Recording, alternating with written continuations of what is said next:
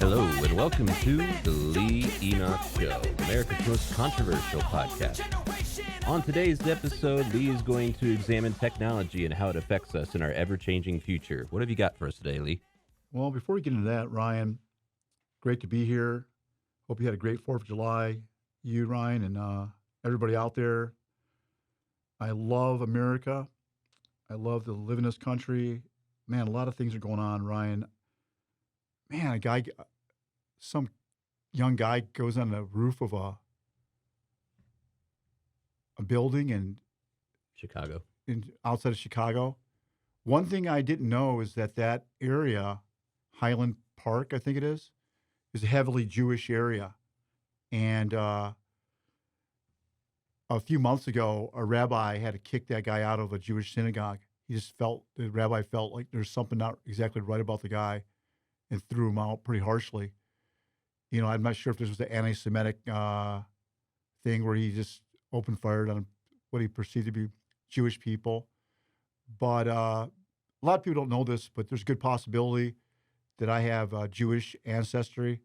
My last name is Enochs. Actually, I think about 100 years ago, they put an S on the end of our last name. So my last name is Enoch.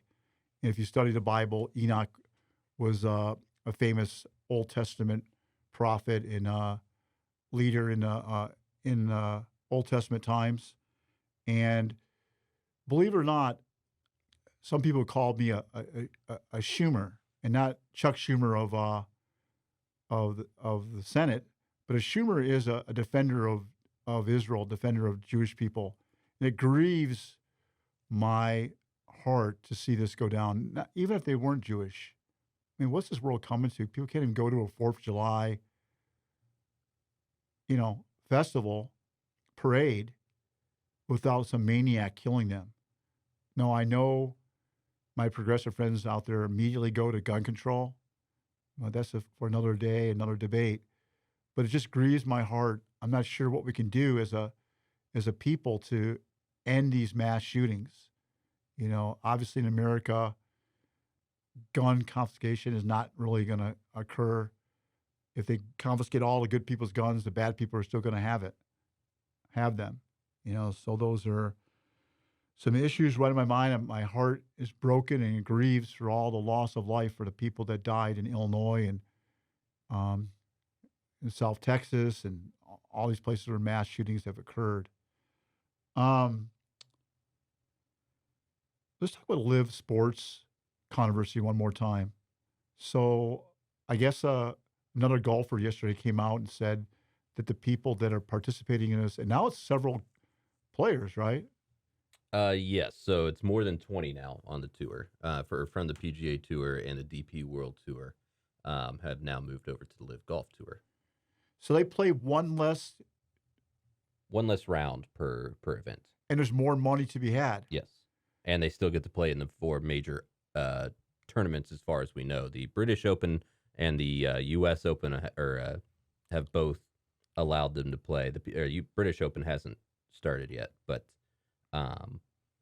yes, Billy Horschel was the one that was saying that they were hypocrites, but not because, I mean, the part of the issue with this particular article is that people read the headline, and the headline I think was deliberately written to try and be divisive, because if you actually read the article, Horschel didn't have any ill will toward the players who have left. Like, he's not saying, I don't fault you for going to play. He's saying they're hypocrites for some of the comments that those players have made about the PGA Tour after leaving. So it's really more of a non-story than anything else, but the article and the headlines have made it, if people just reading the headlines will see that or think it's very divisive when it's actually not that bad. I think one of the things that he was referring to is that I'm not sure if it was Sergio Garcia or some player that's now on the Live Golf Tour said that the PGA doesn't care for them or is not taking care of them. And that player, Horschel, basically is saying that, what are you talking about? He's been very, very conscientious and intentional about meeting the needs of the PGA players I'm not sure if that's true or not. Um, I think it gets down to it. There is some sports hypocrisy. Okay, so we've mentioned this a couple weeks ago, the issue of China. Now, if we're going to make complaints about, Saudi Arabia, human rights abuses in Saudi Arabia and whatnot, we have to address China and the NBA's relationship with China. I mean, China is systematic. I mean, they're a communist country. I know they have some capitalistic enterprise there, but it's heavily controlled and regulated by the Chinese government. People's lives are subjugated to a state controlled scenario. And you have the issues of Hong Kong, just being completely subjugated by the Chinese government. And there are human rights abuses with China, issues there. So if you're going to call out Saudi Arabia, you got to talk about China too, sportscasters out there. I'm not sure why there's no discussion. Because a lot of the sports leagues that want to carry the NBA won't, because they want, if they want to carry the NBA, they'll have to also have these ties with China. So they don't say anything because of that. They're probably instructed not to for a lot of them. Before we get into our main discussion here, and it pertains to scenarios about like China controlling people. I've heard that there's massive technological control of the Chinese people by the Chinese government. Cameras everywhere, just completely spying on their people, regulating their people. But before we talk about that, I want to just express my thankfulness that I heard that Bryce Harper might not miss the entire season. Are they saying he's going to play some games, or what have you heard? It depends on, I'm sure, how the rest of the season goes, right? Like if he says he's going to return this season, but realistically, if the Nationals are not in a position to, or I'm sorry, the Phillies are not in a position to, I was thinking Nationals because that's what we play on for. If the Phillies aren't in a position to make the playoffs, there's no point in him coming back early and potentially re-injuring it. But if he comes back and there's a point where the Phillies have a chance to make the playoffs, he's a key factor in that last stretch. So I think it depends on where the Phillies are at that point, and if they're within striking distance, he'll definitely make a return. It's just about how long it's going to take to actually get it fully rehabbed. And again, whether if the Phillies slide out into like fourth or fifth in the division and there's no chance for them to catch up, he may come back the last week of the season just to get some at bats in. But there's really no reason to rush it at that point. Do you think players like Mike Trout, like last year was a mystery to me. Mike Trout strained his leg, pulled some kind of ligament or something in his leg, and he missed the entire season after playing maybe like 50 games last year. Like what happened to Mike Trout? Like he missed the entire season. I don't think he broke his leg. He just, I guess, didn't feel comfortable running around out there. So injuries for athletes are different than injuries for us, right? Like we're not expected to perform at the highest level athletically day in and day out. So if we strain a muscle, we're like, oh man, I can lay down for a week or not go pretty easy for a week. And that's what the issue is for, like when you saw Dak Prescott last year, he was clearly not the same after that Patriots game where he strained his calf. And that's because the level of impact that you have to go through with an injury at the highest level in these sports leagues is much higher than what we do every day.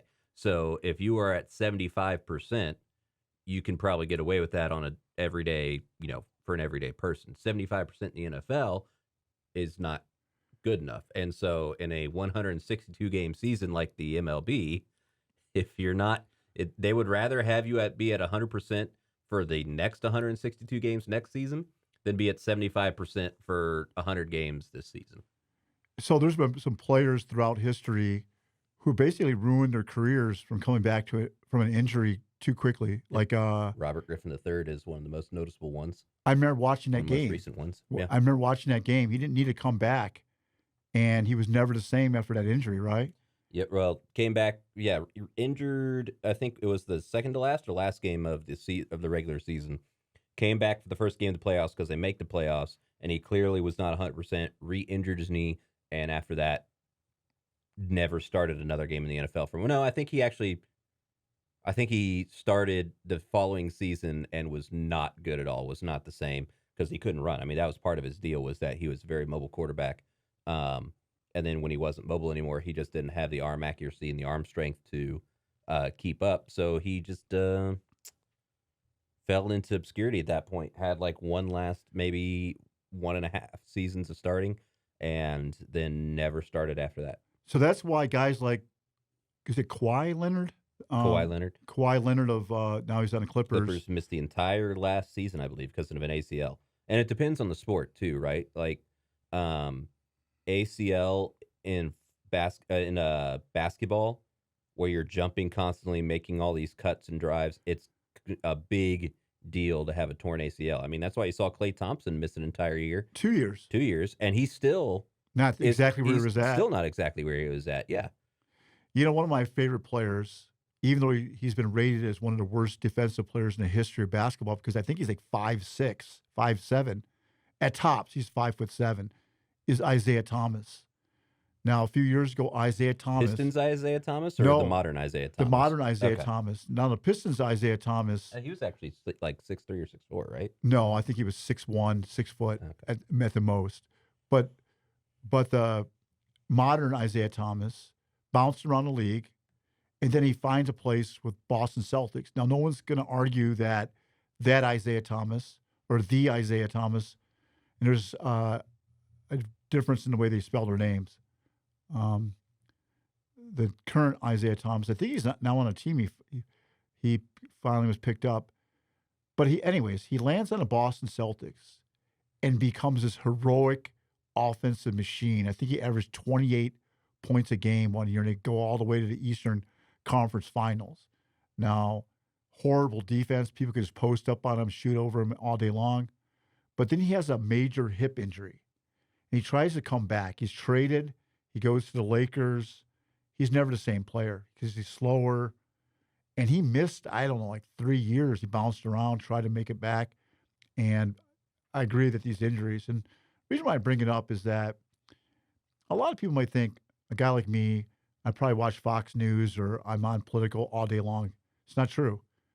I watch old reruns of 1970s baseball World Series. That's what I do a lot of times in the background, having background music is quote unquote, watching old baseball games.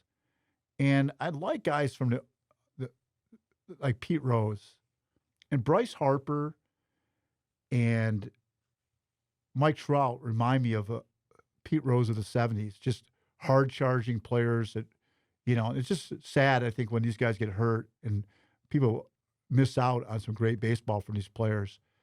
But getting into what we want to talk about today is the issue of technology and government control. Now, usually I talk about the issues that are going on today. We have a lot of issues. These January 6th hearings going on in Congress, which I think are biased and don't really incorporate views that are contrary to them, and that's another discussion.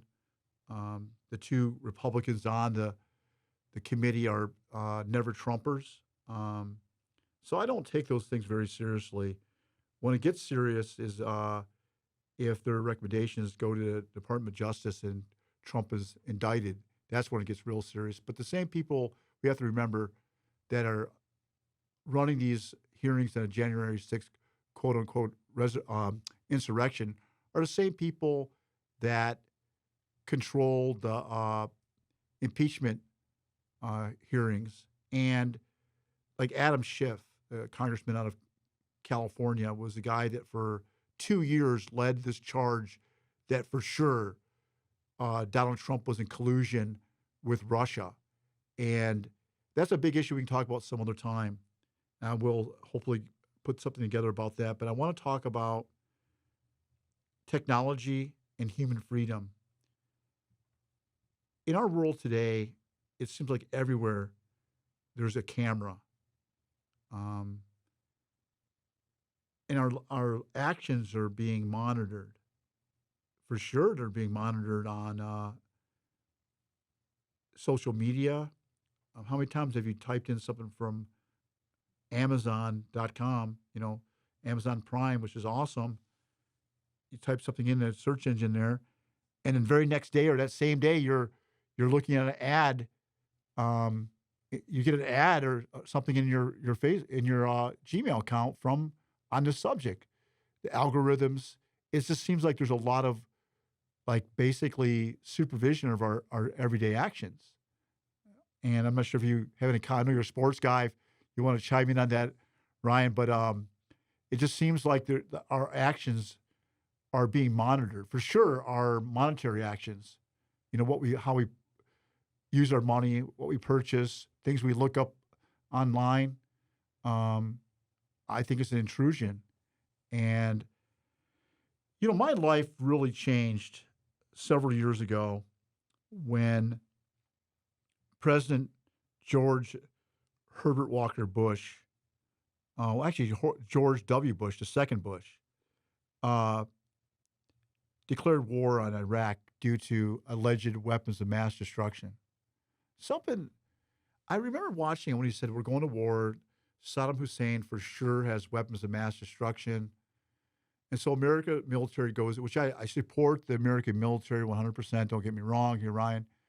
But something about it back then just really bothered. And I can understand. I grew up in a very conservative context where basically the Republican Party I've never been nothing but Republican.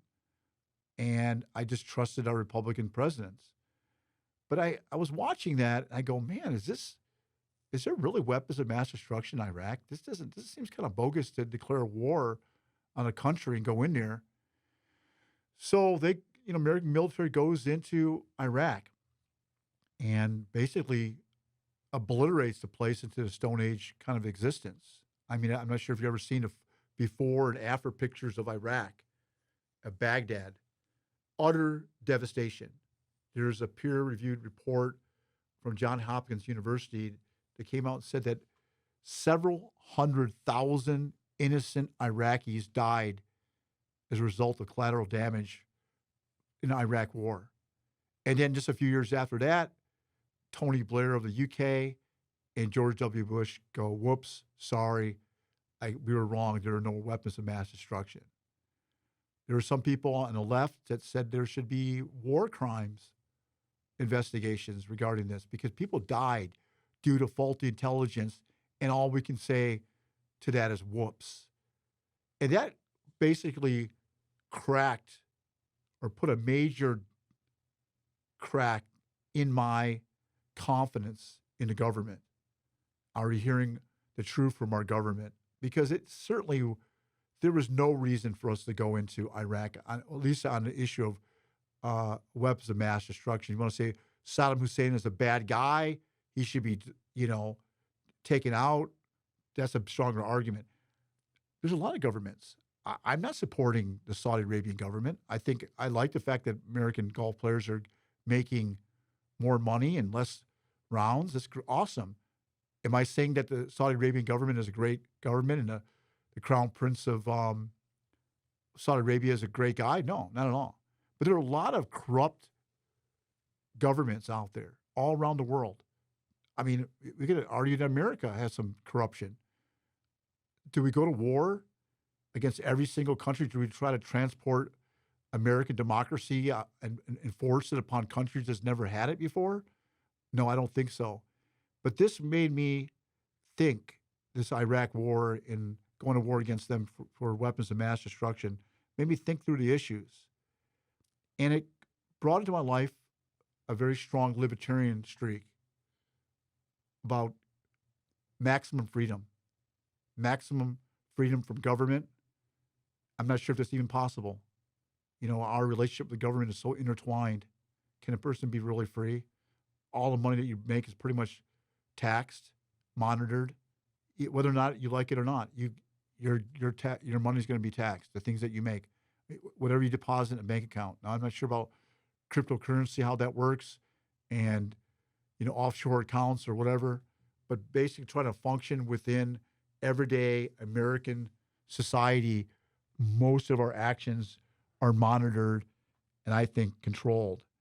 And this brought up an issue of this Google engineer who allegedly says that his chat box has AI, intelligent, um, basically sentient existence, artificial intelligence.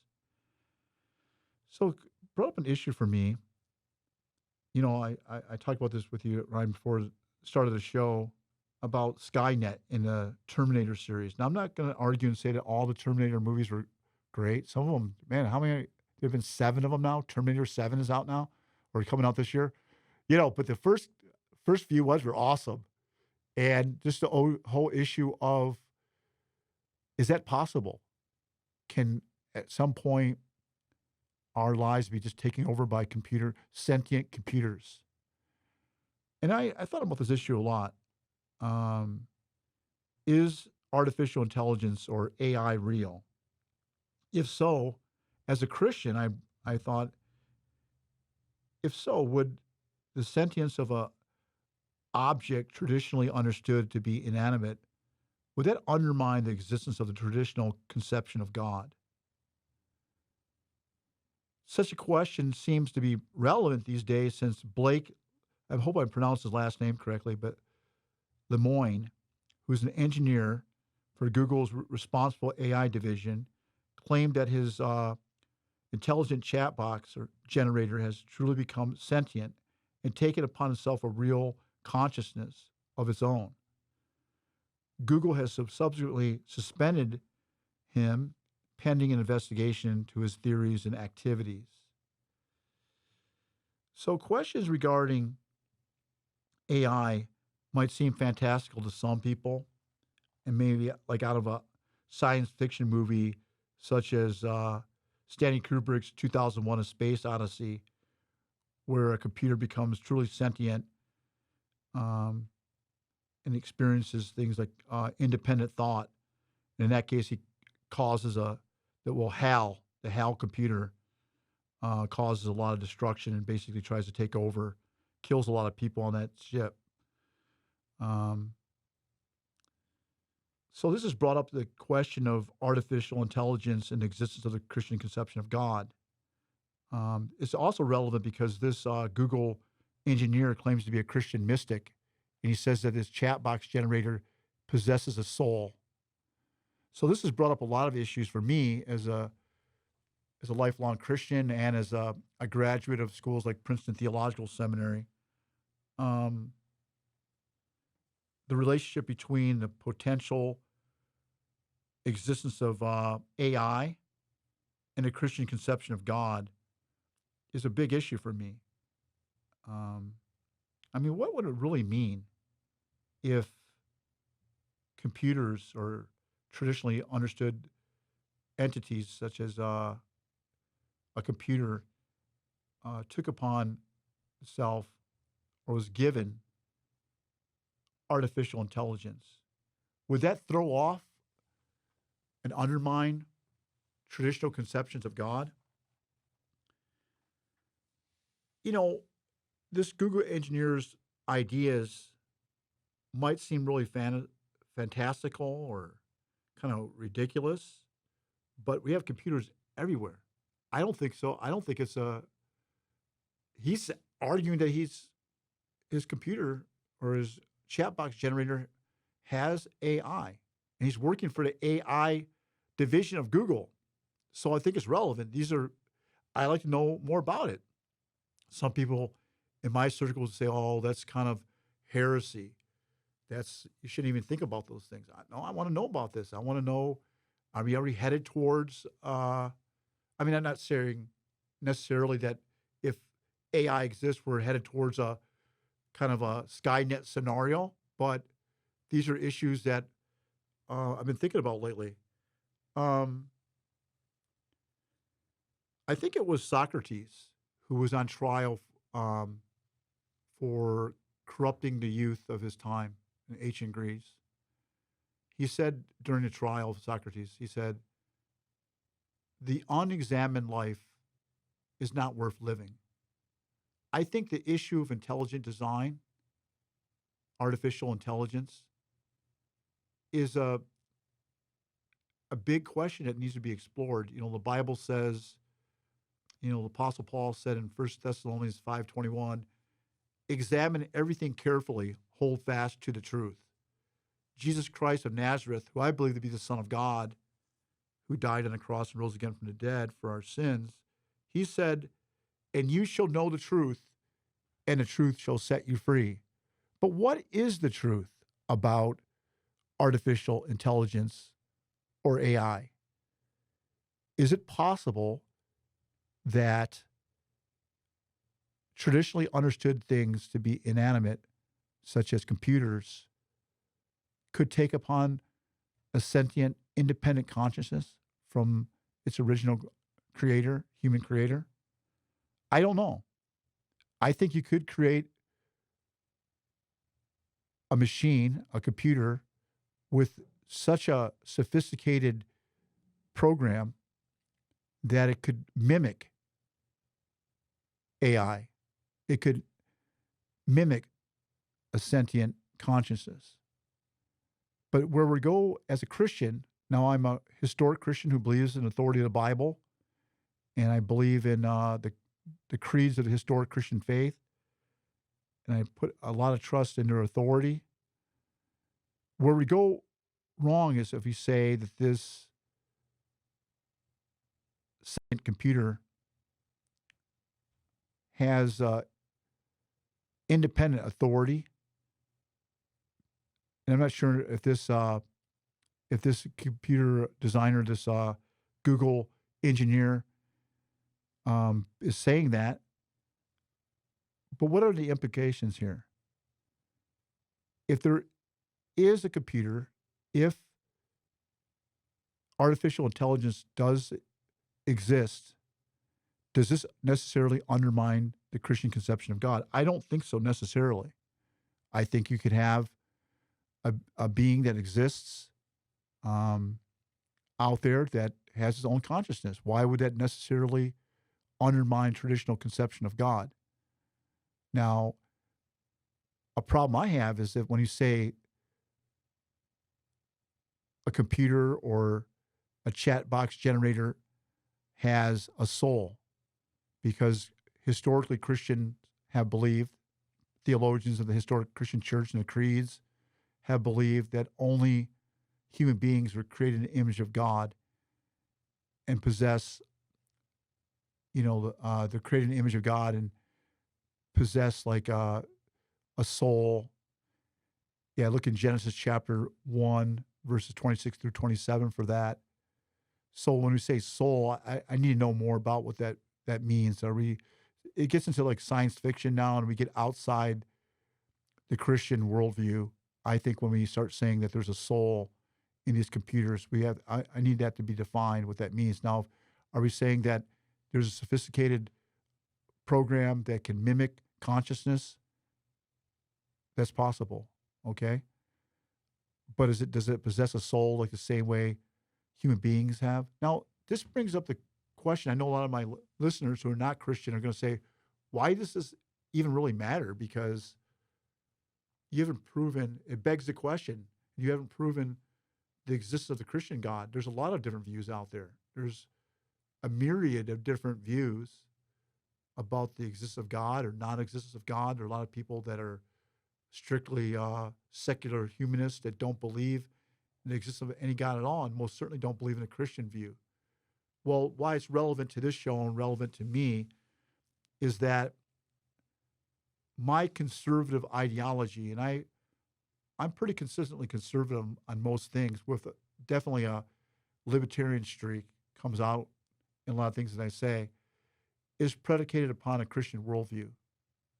We talked about last week the abortion issue, the overturning of Roe versus Wade, which I celebrate because I believe that life begins at conception. So issues of life, the human soul, God, these things are absolutely relevant.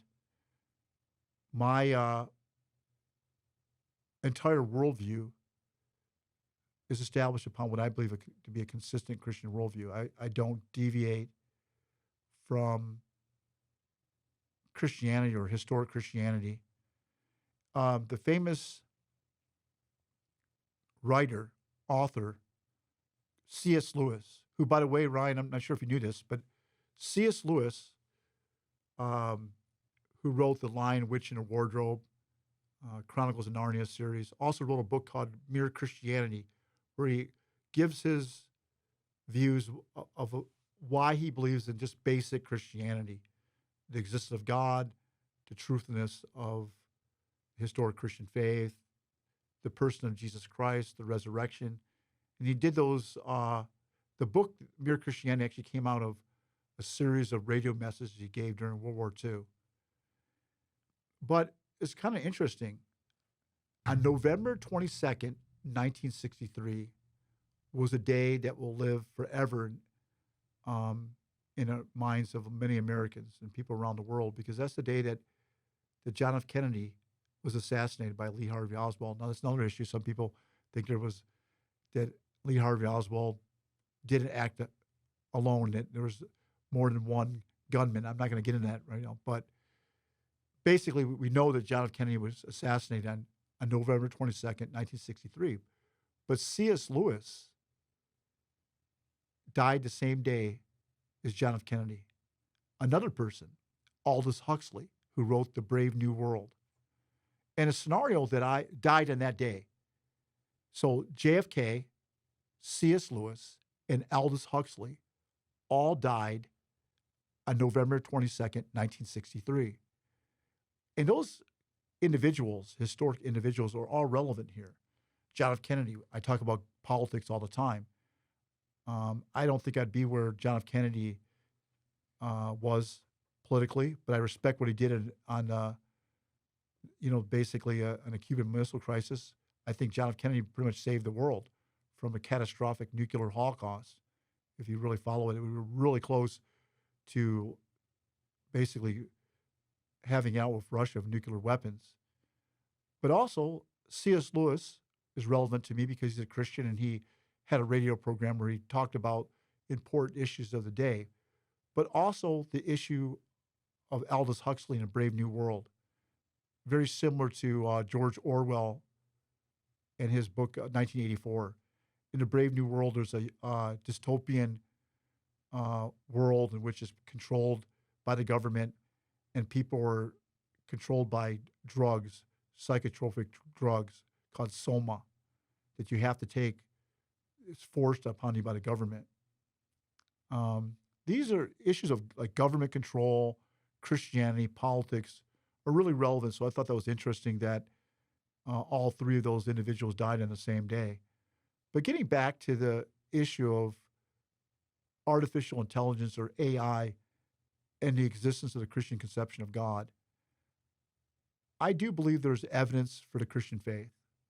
I believe that the resurrection of Jesus Christ demonstrated to all that Christ is the Son of God and he's risen from the dead.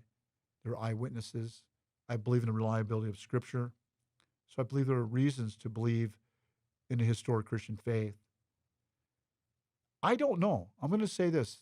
It's hard for me to, I'm pretty dogmatic about a lot of things. I don't know what to really think about artificial intelligence, if it's possible that that a computer can take on a sentient consciousness that's independent from its creator and that's truly, truly sentient and independent and thinks on its own. I'm not certain. I don't want to paint a scenario that this thing's close to Skynet or some kind of, truly sentient thing. But I think it brings up a lot of issues. But what I do struggle with is the issue of this alleged sentient computer or chat box generator having a soul in the same way as a human being does, who's created in the image of God. Now, these are relevant questions, Ryan, and listening audience out there, because when we talk about politics and we say that there is a right or wrong, I am very clear that I do not support abortion on demand. And that worldview is predicated upon my Christian faith. Now, if the Christian faith is not true, then I have no leg to stand on, so to speak, regarding calling something out as being evil or good. Is absolute morality a figment of our imagination, or is it derived from something? Does society ultimately dictate what is right or wrong? Is there right or wrong? We talked about the Live Sports League, and we're talking about Saudi Arabia and China. Are these things arbitrary and subjective? We can call one government evil and one action evil. Here's a question I have for people. Say you're driving down the street one sunny afternoon and you see a person you see a man slapping a woman near the side of the road. And do you stop? Do you call the police? Or you just say it doesn't matter? Does that woman have worth? Is she worth saving? I do believe so. She's created an image of God. And I think we should. There are some actions that need to happen. I think somebody needs to do. I'm not saying you got to be a hero, go in there and break it up and risk your own life. But I think there's some actions that are right or wrong in themselves. But the question I level out there to people is this. Do you believe that there's an absolute right or wrong? And if so, where does it come from? Do you think society creates it? You create it? Or is it derived from something like the Christian worldview that establishes what is right or wrong? These are issues that I've been thinking about lately. Next week, we'll get back more into politics. We'll talk about Joe Biden. Gas prices are just raging out of control. This is the Enochs Show, America's most controversial podcast, telling you that always speak the truth in love. Have a great weekend.